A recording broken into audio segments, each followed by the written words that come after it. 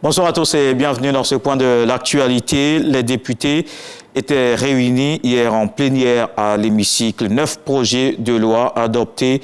Ces parlementaires ont donné leur accord pour la modification du code pénal, la loi sur l'entraide judiciaire ou encore la protection de l'éléphant. La séance était présidée par Adama Bictogo. Le président de l'Assemblée nationale a salué l'engagement des élus de la nation pendant les obsèques du président Henri Konan Bédié. Les accidents de la route constituent la première cause de mortalité en Côte d'Ivoire. C'est ce qu'a déclaré le ministre des Transports Amadou Koné a donné une conférence lors de la 3e journée des assises consacrée à la sécurité routière. Mais heureusement, grâce aux réformes, le taux des accidents connaît une baisse de 30%. Fred Oulaï, Jamak Djadji. École de gendarmerie d'Abidjan. Face aux sous-officiers, officiers subalternes et officiers supérieurs, le ministre des Transports fait l'état des lieux de la sécurité routière en Côte d'Ivoire. Les accidents de la route constituent la première cause de mortalité en 2021 dans le pays. Le nombre des tués est estimé à plus de 1500 avec une progression de 64%. L'élaboration d'une stratégie routière est nécessaire pour stopper l'hémorragie, selon le ministre Amadou Koné. Les accidents, en ce qui concerne les tués, concernaient pour près de 70% les populations dites vulnérables, c'est-à-dire les piétons, les utilisateurs de 2 et de 3 roues. Donc 70% des tués. Nous avons travaillé pour élaborer une stratégie quinquennale avec des actions plus rigoureuses pour faire en sorte qu'on rattrape le retard et que donc en 2030 ou plus tard, donc nous puissions atteindre donc l'objectif. L'amélioration de la sécurité routière repose sur 5 piliers. Nous avons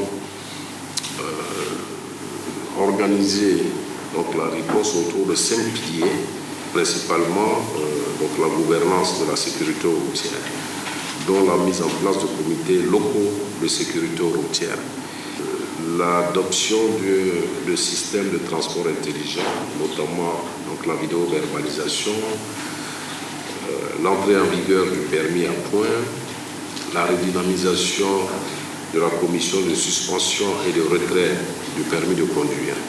Au vu de l'appel du gouvernement, le général de corps d'armée Alexandre Apalo-Touré, commandant supérieur de la gendarmerie nationale, mobilise ses hommes.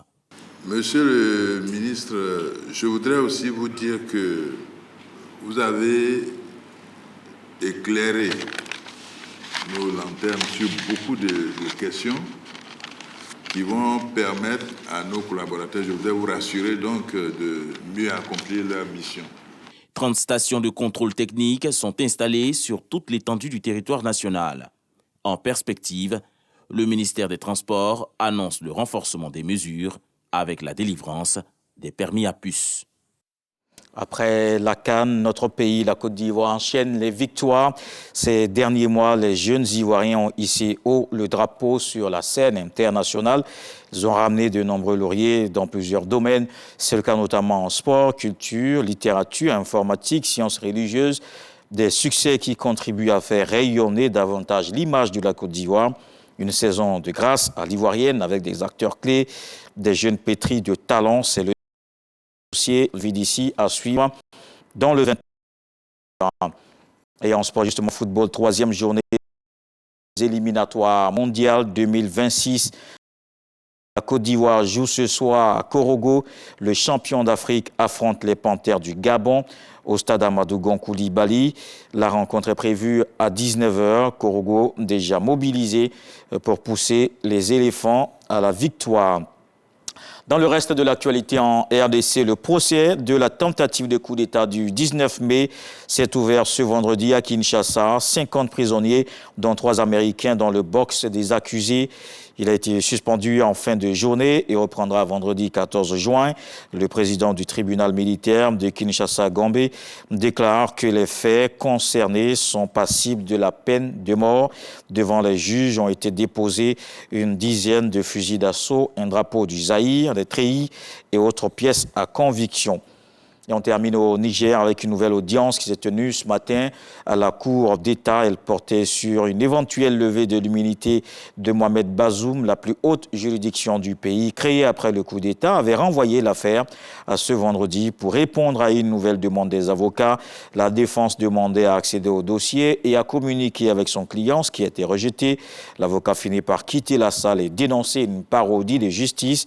Si son immunité est levée, Mohamed Bazoum pourrait être poursuivi notamment pour haute trahison, atteinte à la sûreté de l'État et apologie du terrorisme. L'affaire est mise en délibéré à vendredi prochain.